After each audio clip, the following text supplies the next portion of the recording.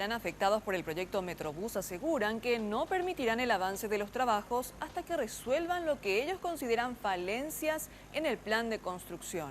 Ayer volvieron a cerrar la avenida Eusebio Ayala en señal de protesta. No vamos a permitir que nos atropellen en nuestra ciudad, en nuestra casa, no vamos a permitir y vamos a resistir, que sepan que vamos a resistir hasta la muerte. Hasta la muerte, ¿sabe lo que quiere decir? Quiere decir que el día que vengan con sus máquinas van a tener que pasar sobre arriba de nuestros cadáveres, van a tener que pasar. No vamos a permitir que hagan este desastre, no vamos a permitir que sigan robando de esta manera al pueblo, no vamos a permitir que nos atropellen en nuestra ciudad, nuestro pueblo. Vamos a cerrar la calle las veces que haga falta.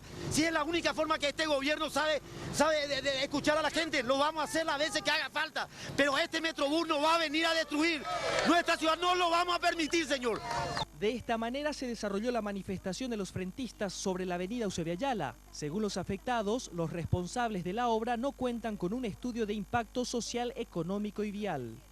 Ese es el problema, que no está bien hecho y nosotros les vamos a demostrar que acá se va a cerrar una zona comercial. Recuerden que esta es una sola zona delicada, una zona de trabajo, no es una zona de descanso ni de paseo. Pidiendo ayuda y nadie nos hace caso, nos sentimos violados como una criatura impotente.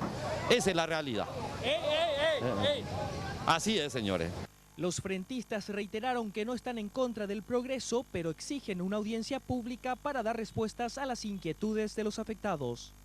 Pedimos que se sienten con nosotros, que revean su posición y si vamos a hacer el Metrobús el año que viene, hagámoslo el año que viene, pero bien hecho.